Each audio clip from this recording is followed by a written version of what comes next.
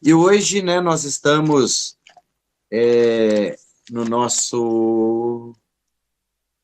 E qual elo que estamos, Tiago? É o oitavo? É, Tiago? Eu acho que não, eu acho que é menos, não. Qual que é? O da Não, depressão? é Depressão? depressão, o assunto é depressão. Estou procurando minha tabelinha aqui, achei. Tá bom, é porque eu estou falando sobre esse assunto em 3 lugares. Então, eu estou aqui, eu estou atrasado, não é? Eu tenho que falar hoje sobre o oitavo. É a depressão. Depressão, é isso mesmo. Isso. Hoje é o nosso oitavo elo aqui. Amanhã, na sede, vai ser o 10º elo. Nós vamos falar sobre vida sentimental instável. E depressão, né, é o oitavo elo. É um assunto também, né, que pode caracterizar um dos 12 sinais de opressão e possessão maligna. Então vamos para a palavra, buscarmos o que Deus fala conosco neste assunto. Nós vamos ler o Salmo número 77. Pegue a sua Bíblia, por favor. Deixa eu pegar meu copo de água. Enquanto você pega a sua Bíblia, eu vou pegar o meu copo de água.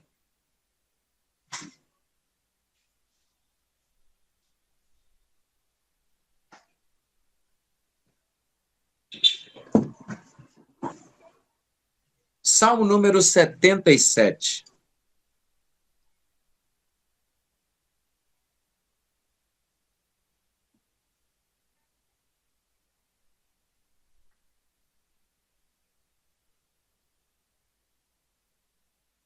O Salmo 77, o título do Salmo diz assim: o estado íntimo do salmista, ele anima a sua alma pela consideração das grandes obras e da misericórdia de Deus. E o primeiro versículo diz assim: clamei a Deus com a minha voz, e a Deus levantei a minha voz, e ele inclinou para mim os seus ouvidos. No dia da minha angústia, busquei ao Senhor. A minha mão se estendeu de noite e não cessava. A minha alma recusava a ser consolada. Lembrava-me de Deus e me perturbava. Queixava-me e o meu espírito desfalecia. Sustentaste os meus olhos vigilantes. Estou tão perturbado que não posso falar. Considerava os dias da antiguidade, os anos dos tempos passados. De noite, chamei à lembrança o meu cântico, meditei em meu coração e o meu espírito investigou.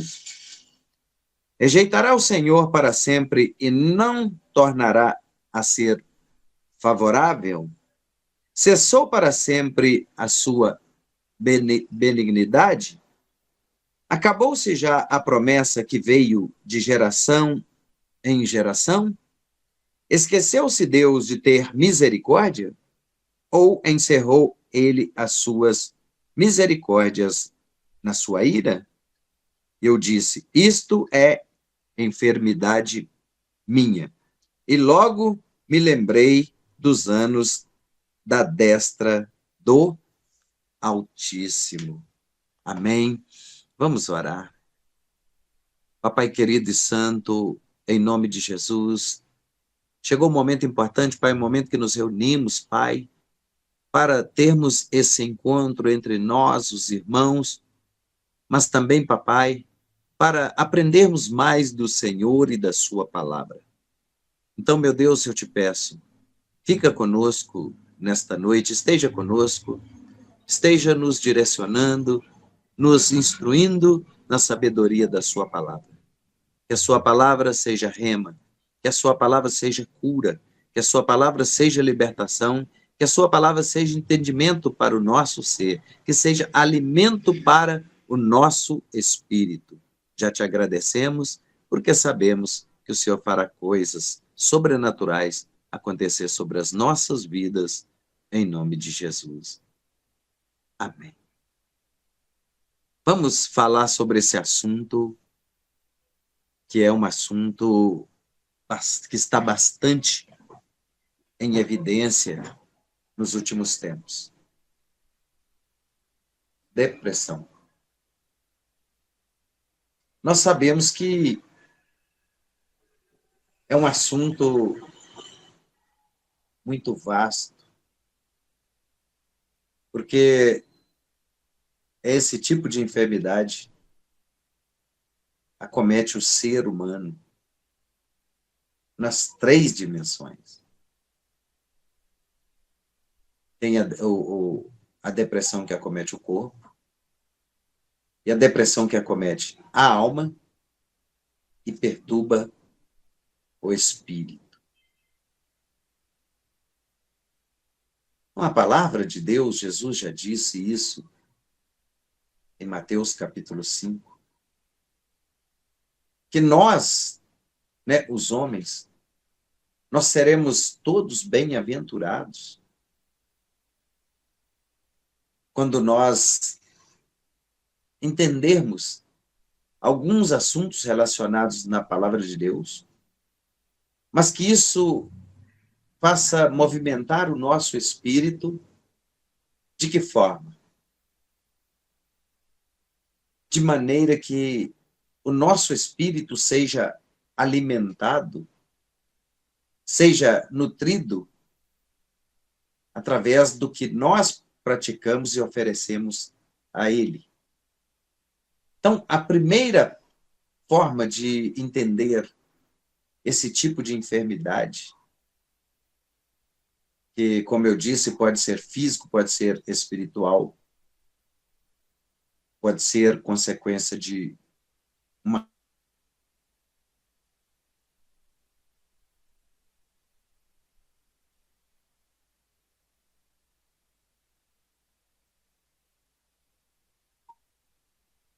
de passar por uma situação como essa.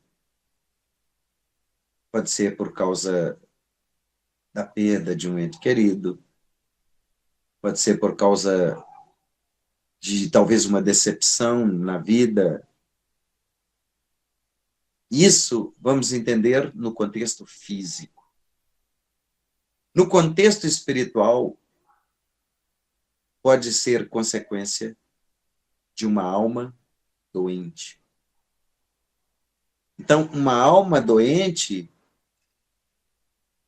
a alma adoece como consequência dos pecados da carne. Só que uma alma doente, ela devolve à carne o resultado dessas consequências como enfermidades que se apresentam no corpo físico. Aí, o que nós vamos ter diante de uma situação como essa? Perturbações, angústia.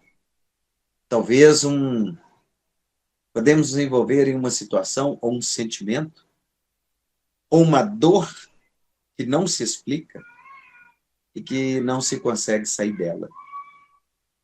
Nem com medicamentos, nem com nenhum tipo de remédio, nenhum tipo de paliativo, nada. Era o estado que o salmista se encontrava, e eu li esse texto só para nós termos exemplo. Ele disse: clamei a Deus com a minha voz. Não é? Num momento de angústia, no momento da aflição, talvez no momento de dificuldade pela qual estamos passando, vamos entender ela, né, que pode ocorrer de várias formas, mas um momento, às vezes, de aflição. E quem não passa por momentos de aflição? E no Salmo 34, o Senhor falou que muitas são as aflições dos justos, mas o Senhor os livra de todas elas. Mas Jesus não falou que nós seríamos isentos de passarmos por aflições neste mundo. E ele disse: no mundo tereis aflições. Mas ele disse: tende bom ânimo, porque eu venci o mundo e vocês também vão vencer. Aqui no Salmo 73, o salmista vai falar de um estado que ele se encontrava, um estado de depressão, um quadro depressivo, quando ele fala: clamei a Deus com a minha voz, e a Deus levantei a minha voz, e ele inclinou para mim os seus ouvidos. Nós sempre falamos aqui que nós podemos estarmos depressivos, mas não vamos permanecermos depressivos. Nós podemos estarmos angustiados, mas não vamos permanecermos angustiados. Nós podemos estar enfermos, mas não vamos permanecer na enfermidade. E assim, o estado em que o salmista se encontrava era um quadro depressivo. E se nós meditarmos mais um pouquinho nas suas palavras, nós vamos ver que era um quadro que poderia ser considerado depressão profunda. Como se encontra um indivíduo que entrou num quadro de depressão profunda? Eu vou explicar. Então, como nós tratamos a depressão em 3 contextos: química, física e espiritual, né? Vamos entender que o mais pesado, o mais doloroso dessa patologia, essa enfermidade, é a espiritual. Porque quando a pessoa entra num quadro depressivo dessa natureza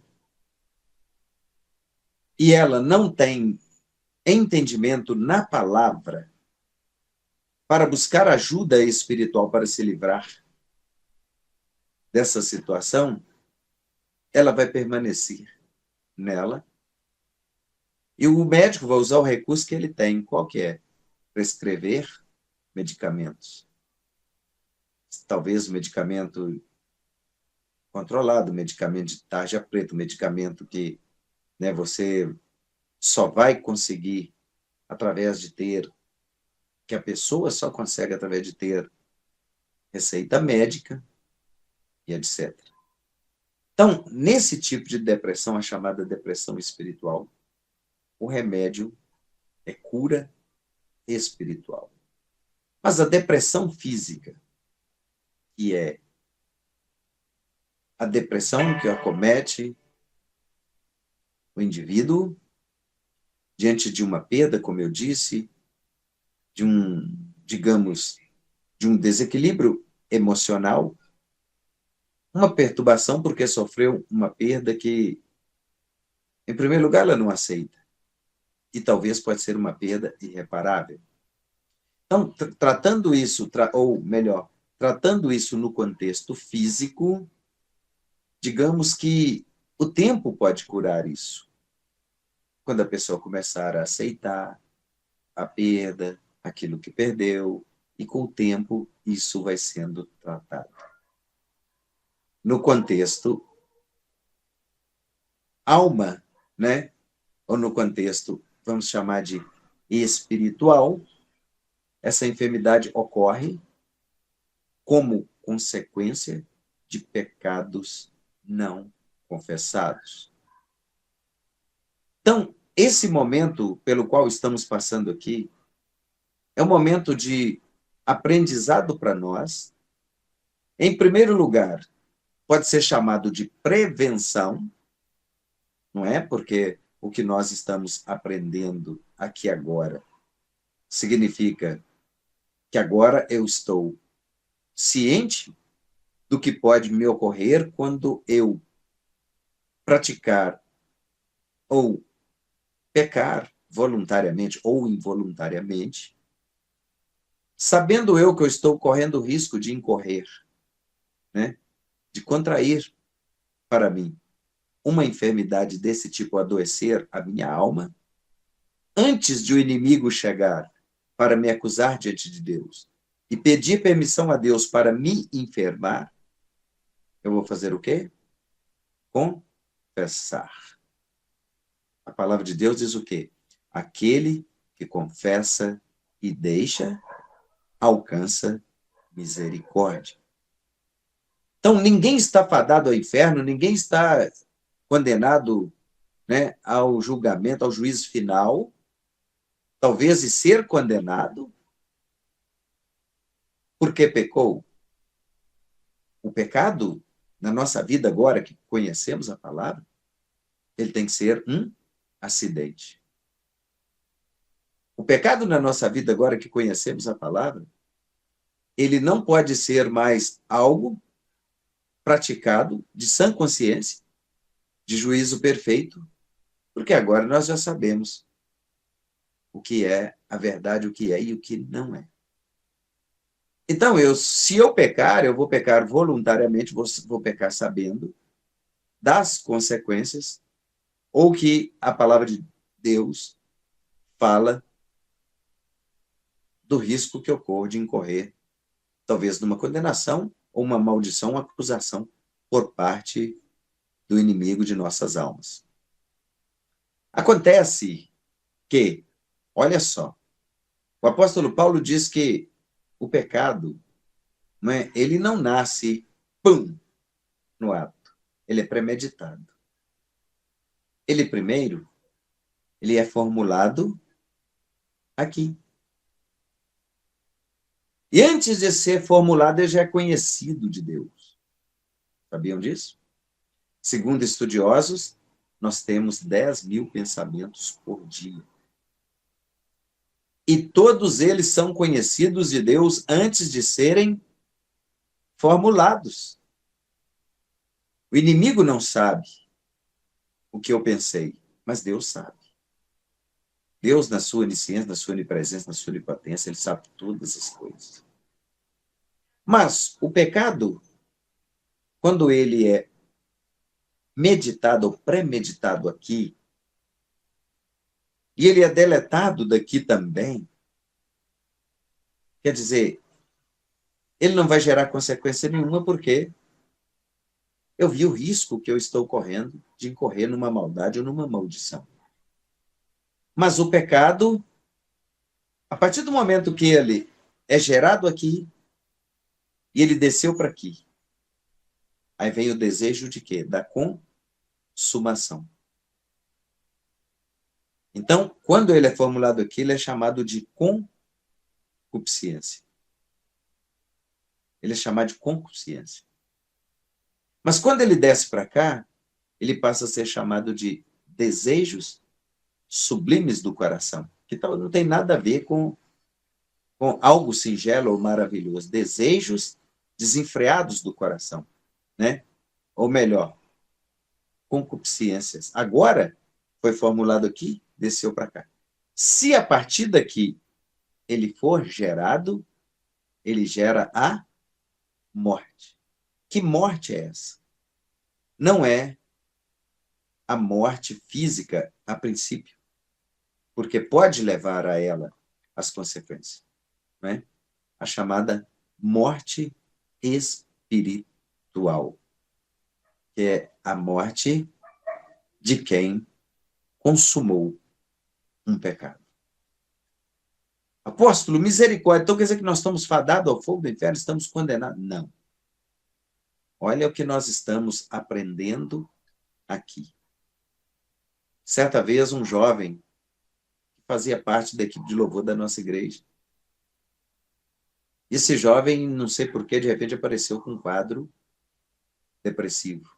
Consultou o médico falou, não, aqui você está apresentando um quadro de depressão. Isso ele deu testemunho lá no altar. E ele falou, e agora? Como eu vou falar para o apóstolo que eu estou com depressão? Por quê, irmãos? Porque Deus me deu esse dom de trabalhar isso na vida das pessoas, ainda que ela venha até a mim, apresentando um quadro desses.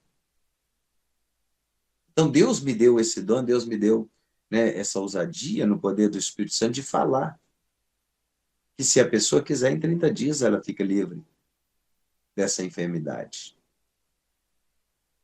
E o jovem, então, ele falou, como eu vou falar para o apóstolo? Porque o apóstolo falou que quem serve a Deus, quem está na presença de Deus, quem louva a Deus e quem adora a Deus em espírito e em verdade, não entra em um quadro depressivo. Não pode entrar em depressão. E, de fato, não. Por exemplo, se nós entramos ou apresentamos um quadro depressivo, tem alguma coisa errada. Ou nós pecamos ou cometemos algum delito e não confessamos, e a alma a alma está culpada. Ou então, nós não estamos verdadeiramente fazendo a vontade de Deus. A palavra do Senhor diz que os filhos das trevas são mais prudentes que os filhos da luz. Por que eu estou dizendo isso? Preste atenção, não estou falando que lá não tem ninguém doente, mas preste atenção numa roda de pagode ou num lugar, eu estou usando isso para demonstrar para você uma frase. Tem uma música do muito antigo, eu era criança, olha só, do Martinho da Vila, que, segundo ouvi falar, né, era uma pessoa que gostava de frequentar os terreiros e tal. Mas ele tinha uma música que falava assim: canta, canta, minha gente, deixa a tristeza pra lá. Canta forte, canta alto, que a vida vai melhorar. Eu sei que tem uma parte da música que fala assim: quem canta seus males, espantas. Quem canta seus males, espanta. E essa expressão, esse ditado, por muitos anos da minha vida, eu ouvi. Quem canta seus males, espanta. Isso quem dizia são pessoas que não conhecem a palavra de Deus ou se conhecem, não praticam. Mas que tomou isso como verdade para as suas vidas. Então esse jovem falou assim, se eu falar para o apóstolo que eu estou com depressão, qual que é a conclusão que ele vai tirar? Mentir para ele eu não posso. Porque quando alguém vem me falar algo assim, eu gosto de ouvir olhando nos olhos da pessoa. Porque aí não precisa nem ser psicólogo para o Espírito Santo te revelar o que a pessoa está vivendo ou quer transmitir. Se ela vai mentir ou não. Então ele falou, vou tratar de mudar minha vida com Deus. Vou pedir o Espírito Santo para que ele me mostre onde foi que eu errei e qual a consequência disso tudo. Então, imediatamente ele disse que o Espírito Santo, nessa oração, o Espírito Santo revelou a ele o que ele deveria fazer para mudar de vida e sair desse quadro depressivo. Mas como nós somos acostumados a lidar com situações, com pessoas vivendo esse quadro, passando por essa situação, hoje, depressão, crises de ansiedade, pessoas com vários distúrbios, isso faz parte, no decorrer das ministrações dos elos, nós vamos falar sobre isso, sobre gerações e sobre a geração que nós estamos vivendo. Nós vamos falar sobre esse assunto. Porém, ainda no contexto de depressão, houve uma vez que eu fui chamado. Eu já vivi vários casos, já cuidei de vários casos que as pessoas foram curadas. Só para exemplificar aqui para você é o seguinte, por que acontece? Às vezes Deus permite acontecer tais coisas com uma determinada pessoa.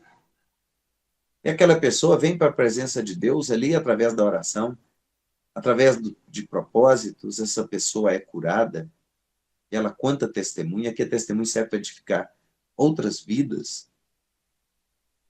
E, sendo assim, eu fui chamado para ir na casa de um jovem. E eu fui. E quando eu cheguei na casa dele, faltava ele estar debaixo da cama, porque tudo que você pode imaginar de recurso para se isolar, ele fez. Mas ele me recebeu, me recebeu a mim, recebeu o diácono que estava comigo. A casa toda fechada, esse quarto escuro, né? Com blackout nas janelas. E quando eu comecei, porque normalmente eu gosto de ouvir, porque eu gosto de examinar o histórico, para a gente fazer um mapeamento, para descobrir a origem, a causa e etc. E, de repente, esse jovem começou a relatar para mim que ele trabalhava de segurança em uma empresa, e por ele ser segurança e cumprir com rigidez o que a empresa determinava, ele adquiriu alguns inimigos. E na conversa lá, todas as vezes que parava um carro perto da casa dele, ou passava uma moto ou parava, ele falava, olha, meus inimigos estão chegando aí. E eles me juraram de morte. No primeiro dia eu fiquei meio assim.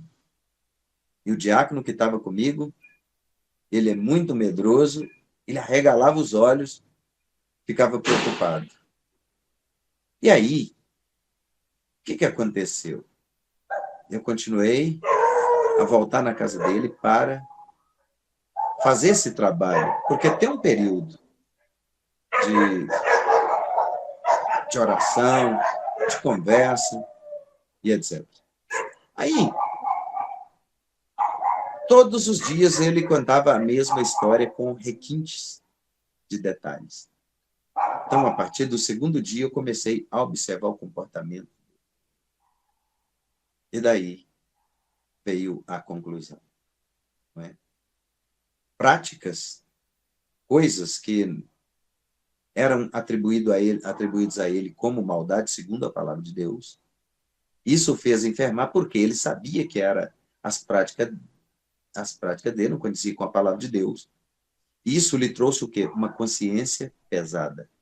Isso fez com que a alma adoecesse.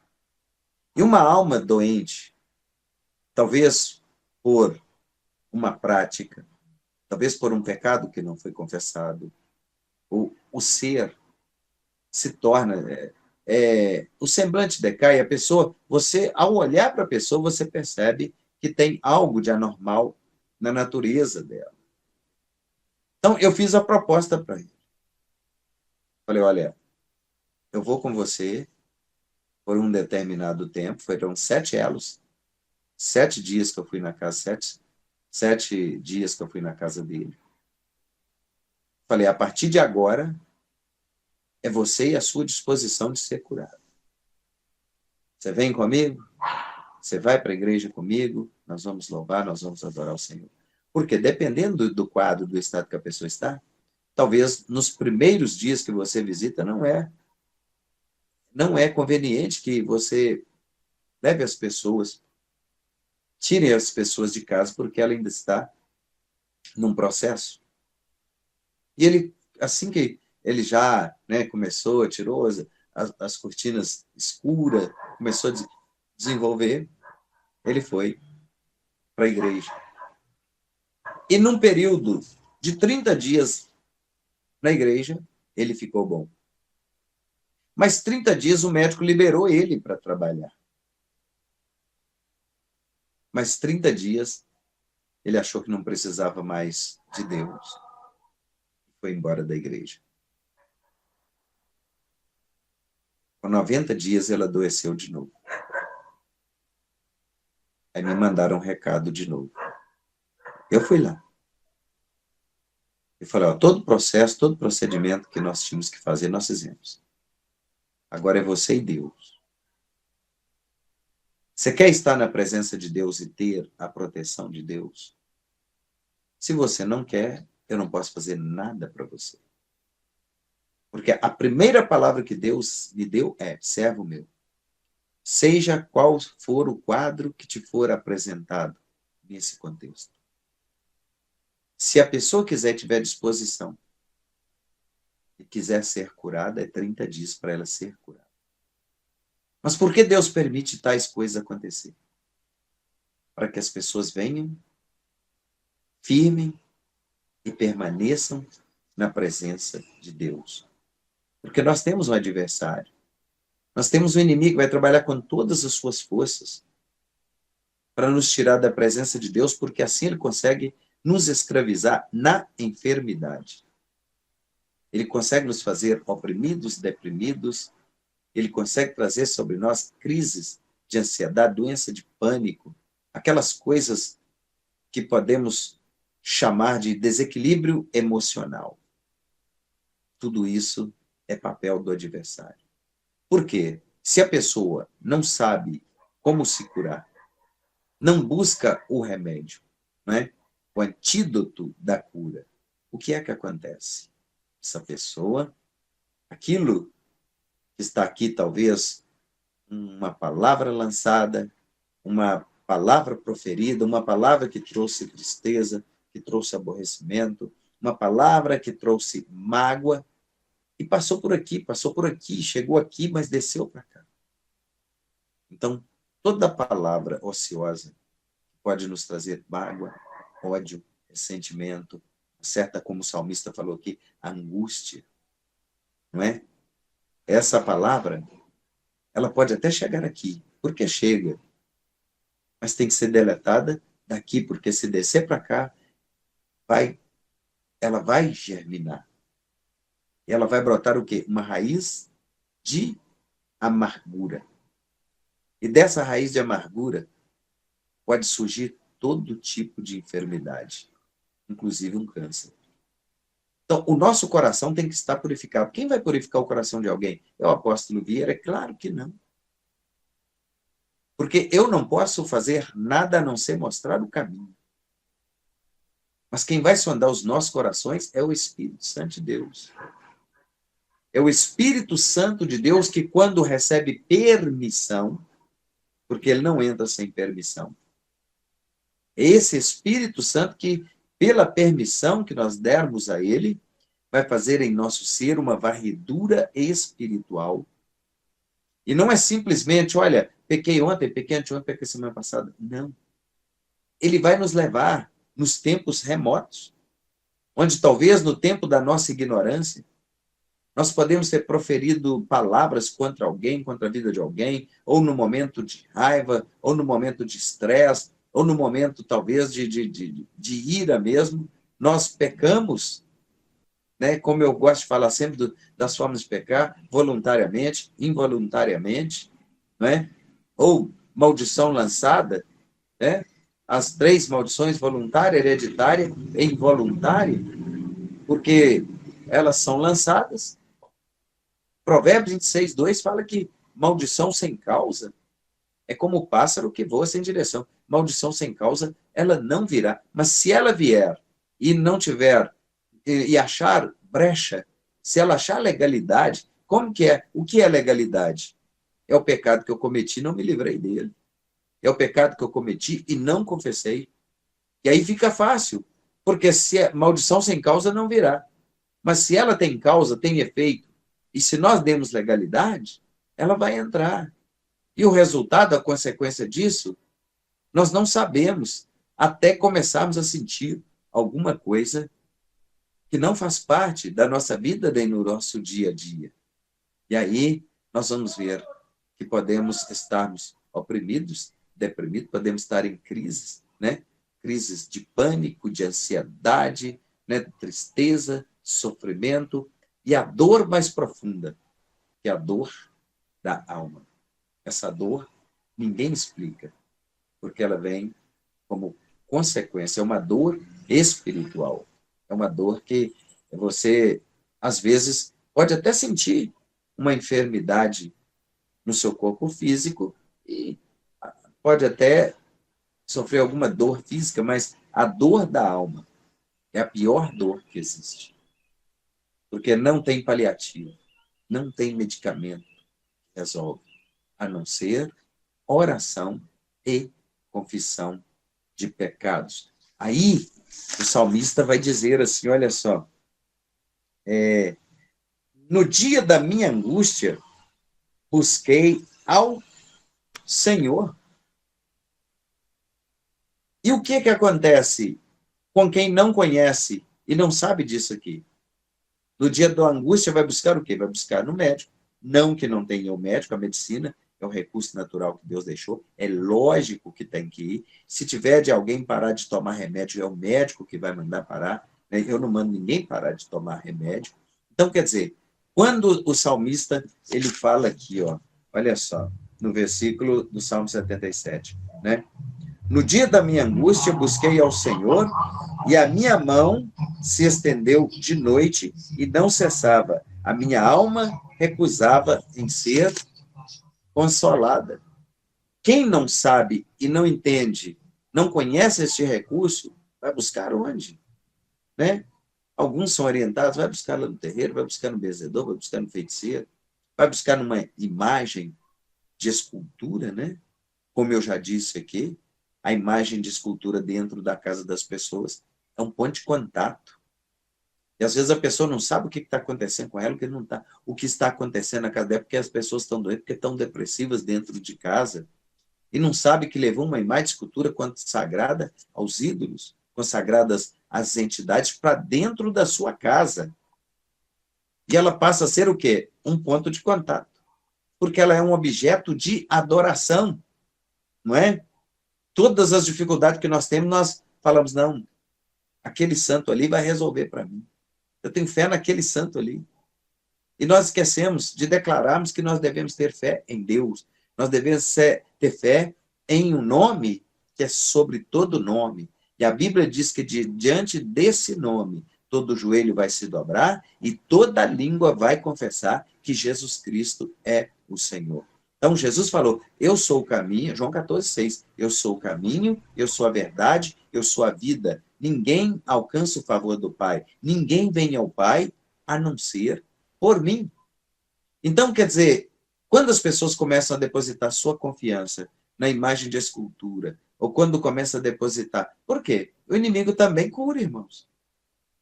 Ele cura para a pessoa continuar cega. A pessoa deposita a sua fé em uma imagem de escultura e, de repente, aquela enfermidade some. Só que tem um detalhe, o inimigo ele tira de um lugar e põe no outro. Ele dá com a mão e toma com as duas. Ele não faz nada para ninguém sem exigir nada em troca, inclusive a alma da pessoa. Porque essa alma é o assunto desta mensagem. Porque se a nossa alma vai bem, todo o nosso corpo vai bem e também o espírito. Mas se a carne fraquejou, adoeceu a alma, o espírito está gemendo. E é assim que nós precisamos entender. Não é? Talvez hoje nós estamos aqui em 16 pessoas que vamos entender isso e na oportunidade que tivermos, vamos falar desse assunto para as pessoas, para que elas aprendam a se curar também e não sejam acusadas e nem condenadas, né, ao inferno, à morte física, à morte espiritual, por consequência de seus pecados.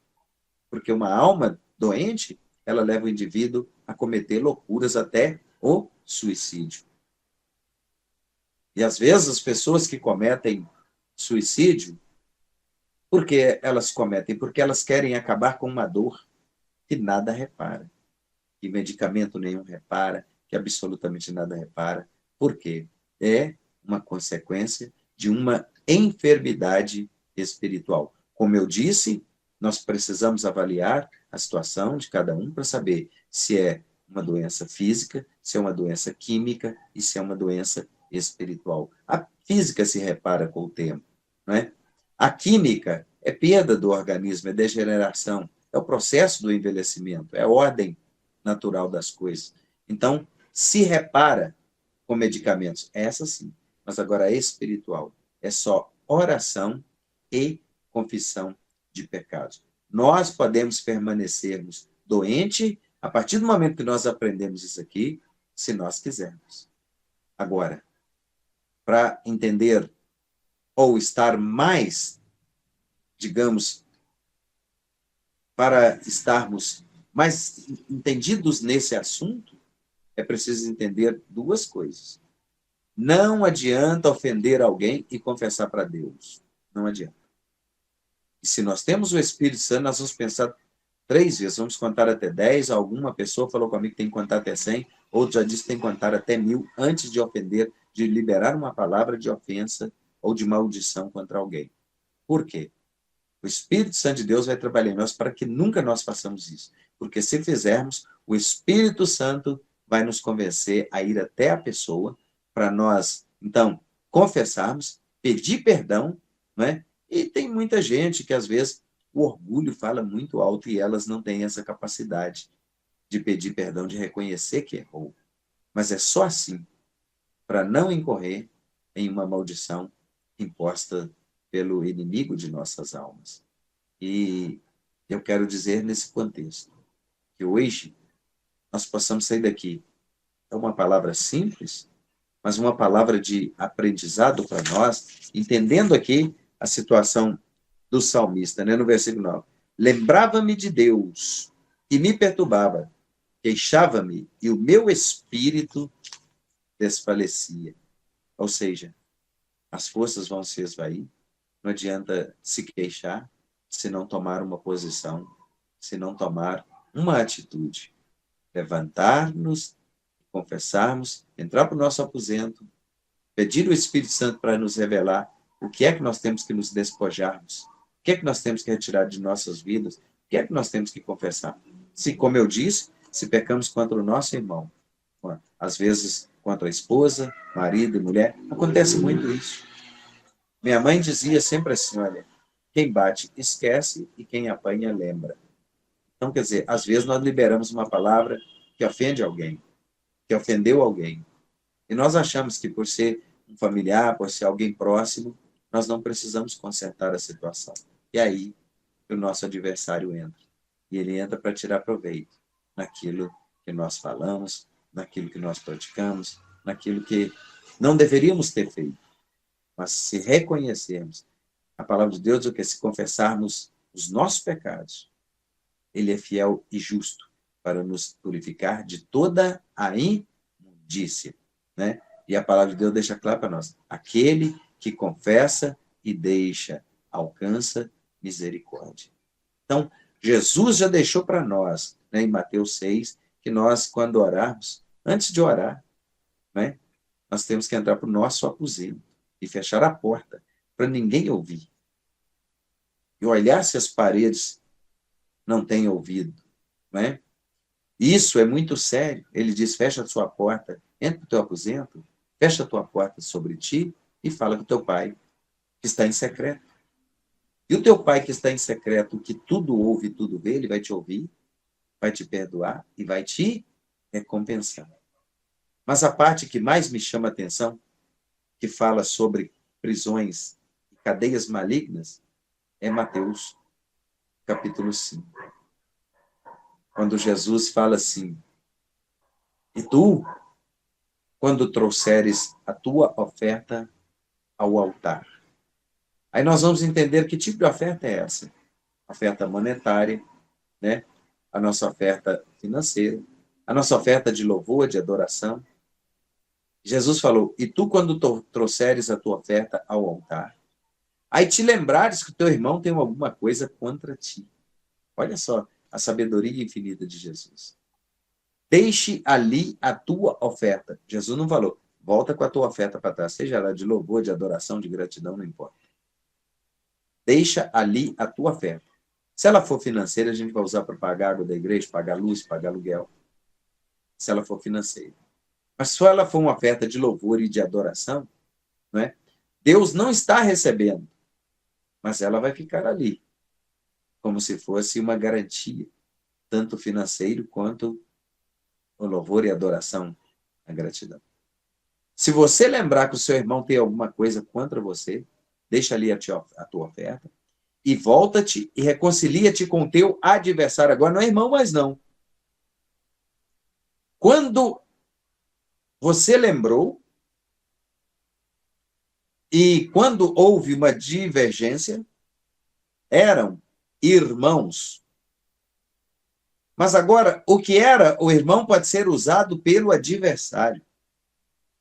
E aí ele disse, e você se lembrando que o teu irmão tem alguma coisa contra ti, volta, reconcilia-te depressa com o teu adversário, porque senão ele pode te levar ao magistrado, né? Ele pode contratar um advogado. Que advogado é esse?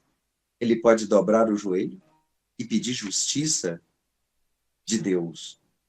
Concilia-te depressa com o teu adversário, antes que o teu adversário te leve ao magistrado, e o magistrado te leve ao juiz, e o juiz manda te encarcerar na prisão. Que prisão é essa? É o que eu acabei de falar agora. Cadeias malignas, prisões espirituais, aquilo que adoecem e que adoece em primeiro lugar a alma, o espírito fica gemendo e faz enfermar todo o corpo ou toda a carne. Hoje nós aprendemos a como não incorrer